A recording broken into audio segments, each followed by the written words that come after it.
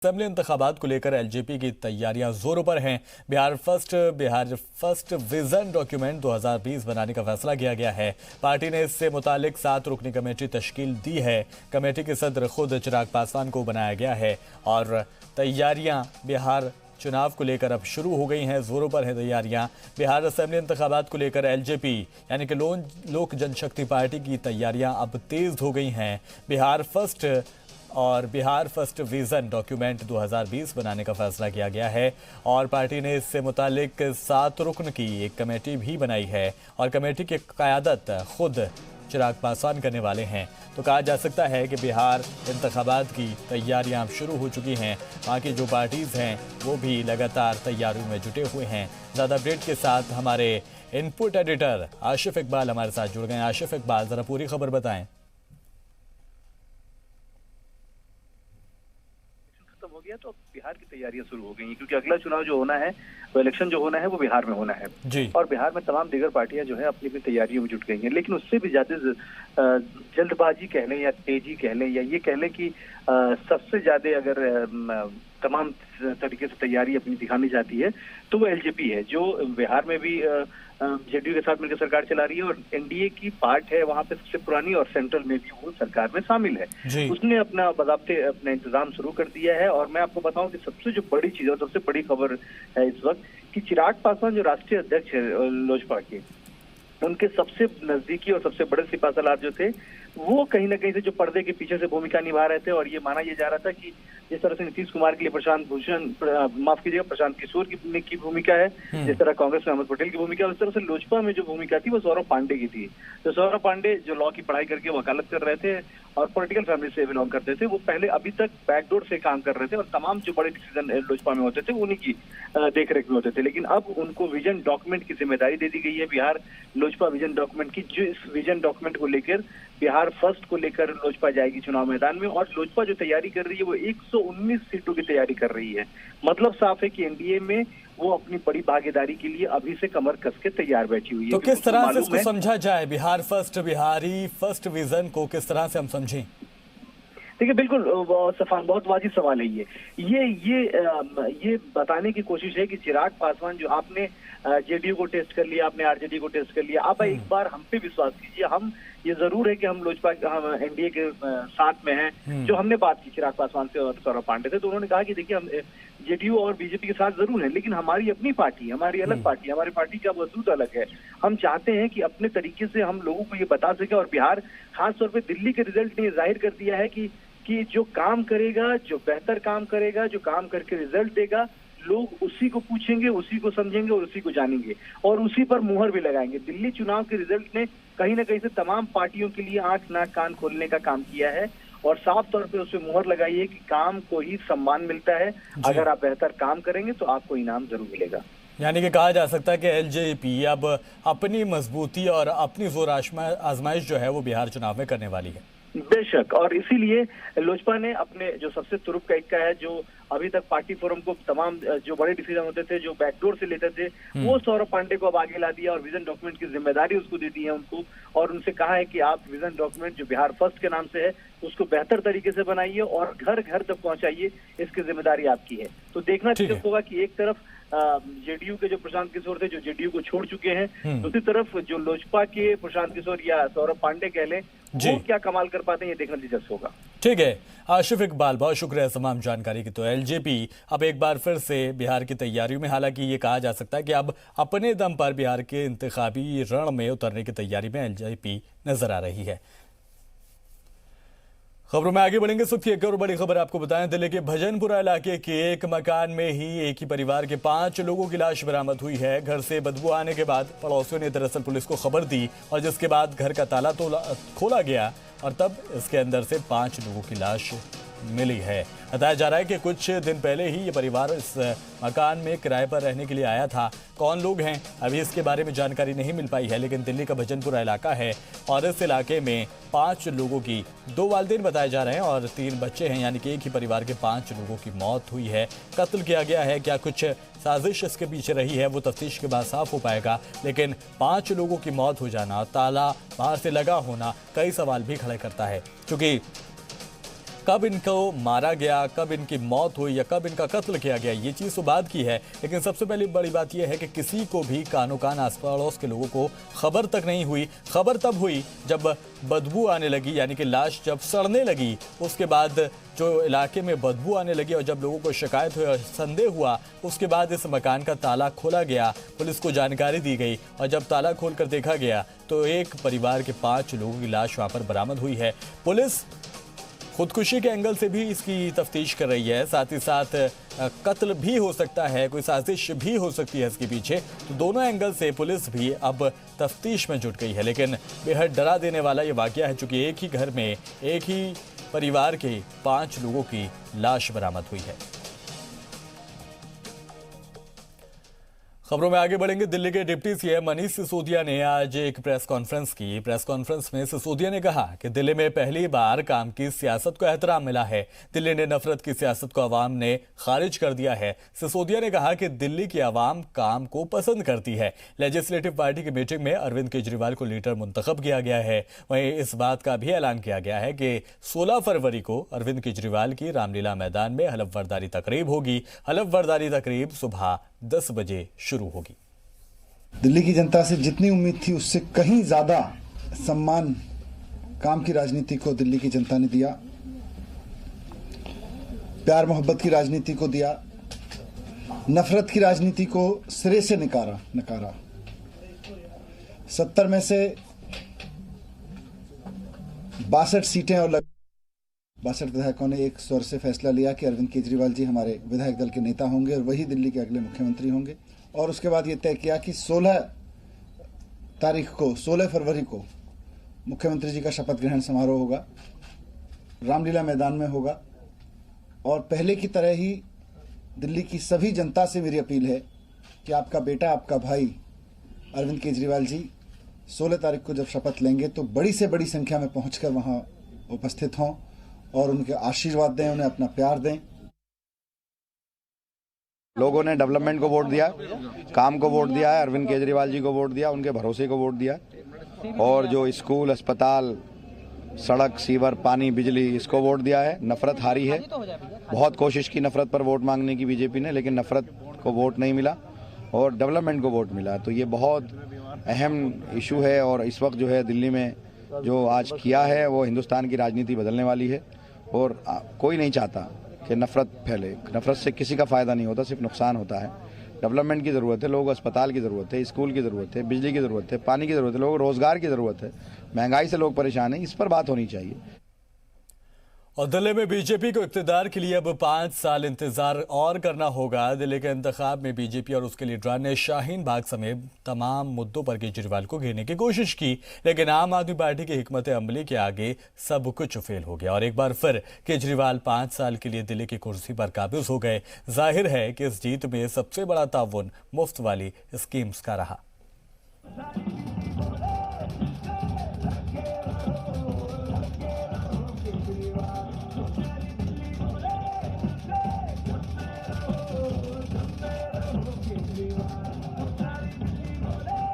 ये केवल दिल्ली के लोगों की जीत नहीं है दोस्तों, ये हमारी भारत माता की जीत है,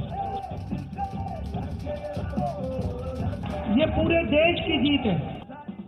दिल्ली में एक बार फिर आम आदमी पार्टी की ऐसी आंधी चली कि सब पीछे छूट गए। न शाहीन बाग चला, न हिंदुस्तान पाकिस्तान और न ही हिंदू मुसलमान। इस सियासी जंग में अगर कुछ चला तो वो है केजरीवाल और उनकी मुफ्त बिजली पानी वाले मंसूबे। 70 में से 62 सीटें जिताकर अवाम ने एक बार फिर साफ कर दिया कि दिल्ली में तो उनकी पसंद केजरीवाल ही है।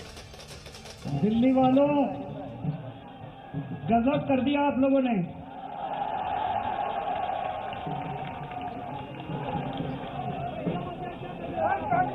I love you.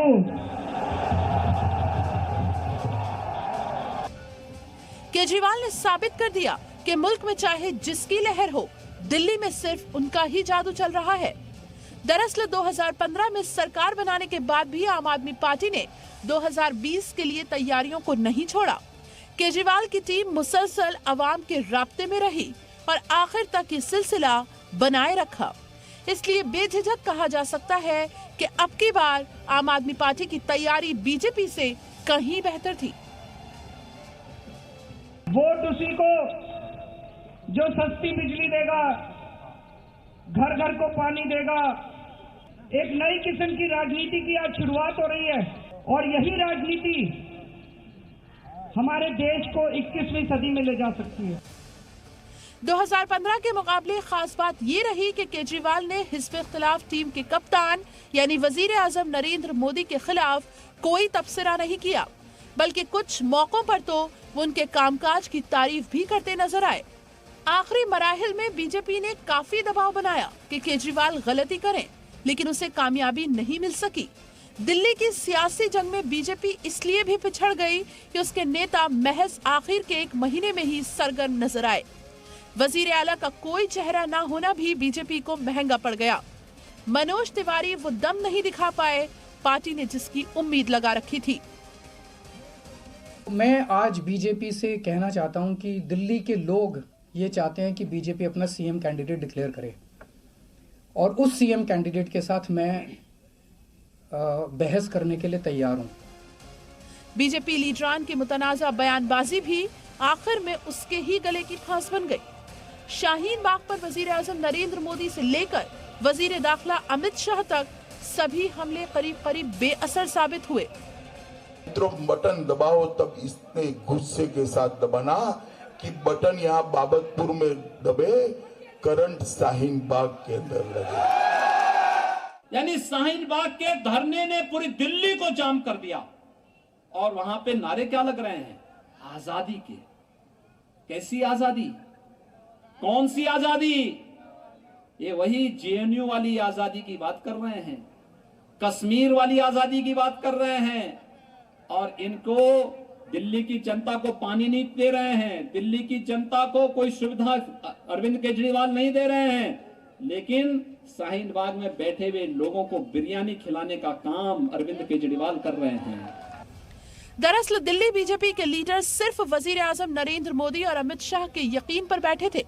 इन लीडरान ने अपना एहतिजाज सुधारने की जगह मुतनाज़ा बयानबाजी का सहारा लिया। बीजेपी लीडर परवेश वर्मा, यूपी के वजीर आला योगी आदित्यनाथ और मॉडल टाउन से ताजा इंतखाब हारे कपिल मिश्रा जैसे लीडरान के जो मन में आया वही बोलते रहे।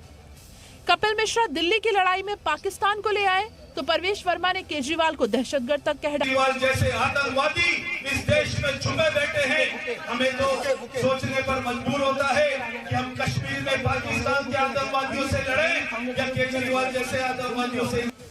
खुद को दहशतगर्द कहे जाने के मुद्दे को अरविंद केजरीवाल अवाम की अदालत में ले गए, जहां लोगों की हमदर्दी उनके साथ जुड़ती ही गई। ये निर्णय दिल्ली के लोगों के ऊपर छोड़ता हूं कि वो मुझे बेटा मानते हैं, मुझे अपना भाई मानते हैं, कि वो मुझे आतंकवादी मानते हैं। दरअसल साल 2014 और 2019 के लोकसभा इंतखाब में जिस तरह मोदी का कोई मुतबादिल नहीं था, ठीक उसी तरह दिल्ली में अरविंद केजरीवाल का कोई मुतबादिल नहीं था। इसी के साथ साथ आम आदमी पार्टी की मुफ्त बिजली पानी योजना, डीटीसी में खवातीन को मुफ्त सफर, अस्पतालों में मुफ्त इलाज, बुजुर्गों को मुफ्त तीर्थ यात्रा जैसे लुभावने ऑफर दिल्ली वालों का दिल जीतने के लिए काफी थे। केजरीवाल और उनके लीडरान जहां भी जाते, उनका सारा जोर अपने इन्हीं मंसूबों की तशहीर पर रहता। इन मंसूबों से आम आदमी पार्टी ने दिल्ली के करीब 80% लोगों तक सीधी पहुंच बनाई। शाहीन बाग के मुद्दे पर केजरीवाल को घेरने की बीजेपी की हर कोशिश तकरीबन नाकाम ही रही। आम आदमी पार्टी और खासकर अरविंद केजरीवाल ने ना तो सीधे तौर पर शाहीन बाग की मुखालिफत की और ना ही खुलकर हिमायत की। अगर केजरीवाल शाहीन बाग पर कोई बयान देते तो उस पर तनाज़े होना तय था, लेकिन शाहीन बाग से मुताल्लिक सवालों के जवाब में भी वो अपने बिजली पानी वाले मुद्दे ही गिनाते रहे। ऐसे में केजरीवाल के खिलाफ बीजेपी का हर हमला नाकाम होता चला गया। नतीजा ये हुआ कि केजरीवाल दिल्ली के सियासी तारीख में जीत की हैट्रिक लगाने वाली रियासत के दूसरे वजीर आला बन गए। ब्यूरो रिपोर्ट, जी मीडिया। दिल्ली असेंबली इंतखाबात के नतीजों ने आम आदमी पार्टी के कामों पर मोहर लगा दी है। लेकिन इस दौरान आप की जानिब से जिन 5 मुस्लिम उम्मीदवारों को मैदान में उतारा गया था, उन्होंने न सिर्फ फतह हासिल की बल्कि अपने मुखालफिन की जमानत तक जब्त करा दी।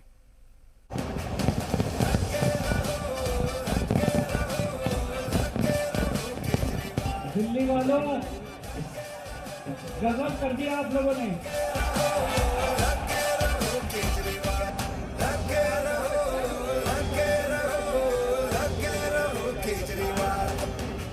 I love you. Delhi assembly इंतखाब के मंगल को आए नतीजों से लगता है कि दिल्ली में अक़लियती मुस्लिम तबके की पहली पसंद अरविंद केजरीवाल और उनकी आम आदमी पार्टी ही रही। आम आदमी पार्टी ने मटिया महल, सीलमपुर, ओखला, बल्ली मारान और मुस्तफाबाद से मुस्लिम तबके के उम्मीदवारों पर यकीन जताया था, तो वहीं कांग्रेस ने भी इन पांचों ही सीटों पर मुस्लिम उम्मीदवार उतारे थे। लेकिन नताइज के दिन आपके सभी 5 मुस्लिम उम्मीदवार बड़े फर्क से जीते हैं, जबकि कांग्रेस के 5 मुसलमान उम्मीदवारों की जमानत जब्त हो गई। 1,30,367 यानी 66.03% वोट मिले हैं। अमानतुल्लाह खान ने बीजेपी के ब्रह्म सिंह को तकरीबन 71,827 वोटों से शिकस्त दी, जबकि इसी सीट से कांग्रेस के टिकट पर 4 बार असेंबली पहुंचे और फिर राज्यसभा रुकन भी रहे परवेज हाशमी को महज 5,123 यानी 2.59% वोट ही मिले हैं। ये बात भी काबिल गौर है कि शाहीन बाग का इलाका ओखला असेंबली हल्के में ही आता है, जहां करीब 2 महीने से CAA, NRC और NPR के खिलाफ ख्वातीन समेत बड़ी तादाद में लोगों का मुजाहरा चल रहा है। वहीं 2013 तक कांग्रेस का गढ़ रही सीलमपुर सीट से आम आदमी पार्टी उम्मीदवार अब्दुल रहमान को 72,694 यानी 56.05% वोट मिले हैं। वो अपने मुखालिफ बीजेपी के कौशल कुमार मिश्रा से 36,920 वोटों से जीत गए हैं। तो वहीं 1993 से 2015 तक लगातार MLA रहे कांग्रेस के उम्मीदवार चौधरी मतीन अहमद तीसरे नंबर पर रहे। उन्हें 20,247 यानी 15.61% वोट मिले। दिल्ली सरकार में वजीर और बल्ली मारान से आप उम्मीदवार इमरान हुसैन का भी अक़लियती तबके ने पूरा साथ दिया। इमरान हुसैन को 65,644 वोट मिले, जो 64.65% थे, और वो बीजेपी की उम्मीदवार लता से 36,172 वोटों के फासले से जीत गए। इस बार मुस्तफाबाद असेंबली सीट से आम आदमी पार्टी के उम्मीदवार हाजी यूनुस ने जीत दर्ज की है। पिछली मर्तबा यहां से बीजेपी के जगदीश प्रधान जीते थे। यूनुस को 98,850 यानी 53.2% वोट मिले हैं और वो बीजेपी उम्मीदवार प्रधान से 20,704 वोटों से जीते हैं। इस सीट से 2008 और 2013 का चुनाव कांग्रेस के टिकट पर जीतने वाले हसन अहमद के बेटे अली मेहदी को 5,363 वोट ही मिले हैं। वहीं मटिया महल सीट से आम आदमी पार्टी के उम्मीदवार शोएब इकबाल को 67,282 यानी 75.96% वोट मिले हैं। चुनाव से ठीक पहले पार्टी में शामिल हुए शोएब इकबाल बीजेपी के रविंद्र गुप्ता से 50,241 वोटों से कामयाब हुए, जबकि कांग्रेस के उम्मीदवार मिर्जा जावेद अली को 3,409 वोट मिले हैं। शोएब इकबाल 6ठी मर्तबा असेंबली पहुंचे हैं। कुल मिलाकर आम आदमी पार्टी ने पूरे इंतखाब में सिर्फ 5 ही असेंबली सीटों पर मुसलमान उम्मीदवारों पर यकीन जताया था और 5 ही उम्मीदवारों ने बड़े फर्क के साथ जीत दर्ज करके आम आदमी पार्टी का परचम बुलंद किया है। ब्यूरो रिपोर्ट, जी मीडिया। और दिल्ली में आम आदमी पार्टी की जीत पर मगरबी बंगाल की सीएम ममता बनर्जी ने कहा कि बंगाल में 2021 में होने वाले इंतखाब में भी बीजेपी को इसी तरह के नतीजों का सामना करना होगा।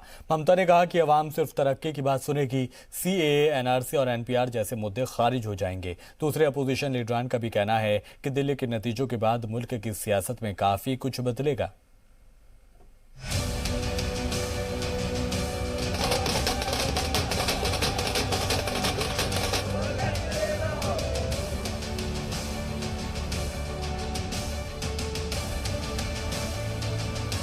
दिल्ली के नताइज से इतना तो साफ है कि मरकज हो या रियासत, सभी सरकारों को अवाम की कसौटी पर खरा उतरना ही होगा, वरना हिसाब किताब करने में माहिर वोटर जरा सी भी चूक नहीं करेगा।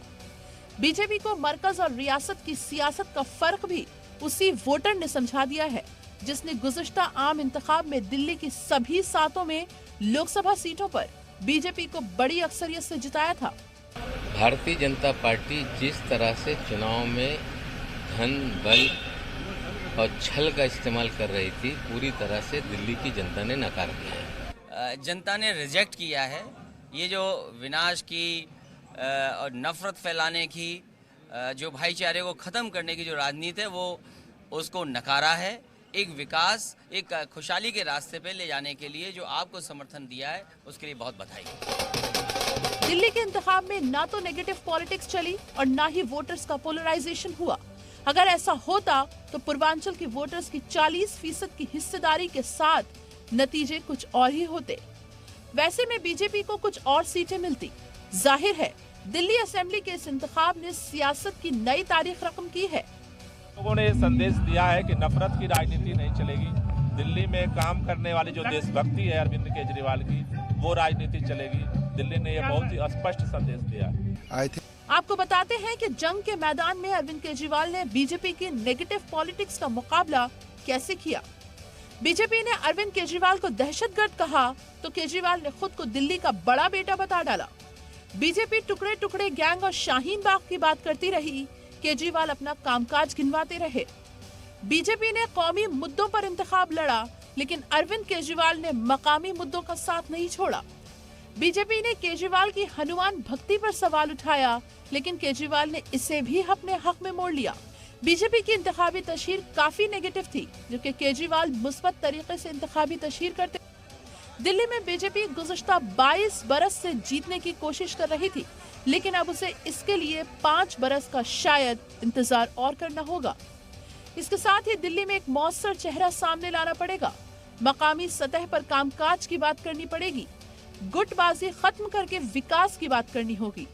पार्टी के लीडरान को जमीन पर काम करना होगा। सिर्फ मोदी मैजिक से बेड़ा पार नहीं हो सकता। दिल्ली में बीजेपी को मिली हार पर तंज कसते हुए महाराष्ट्र के वजीर आला उद्धव ठाकरे ने कहा कि मुल्क जन की बात से चलता है, मन की बात से नहीं। जाहिर है ये नई तरह की सियासत की शुरुआत है। जिसका काम दिखेगा इख्तिदार वहीं पहुंचेगी। आम आदमी पार्टी की लगातार तीसरी जीत ने दुनिया की सबसे बड़ी पार्टी बीजेपी को सोचने को मजबूर कर दिया है। ब्यूरो रिपोर्ट, जी मीडिया।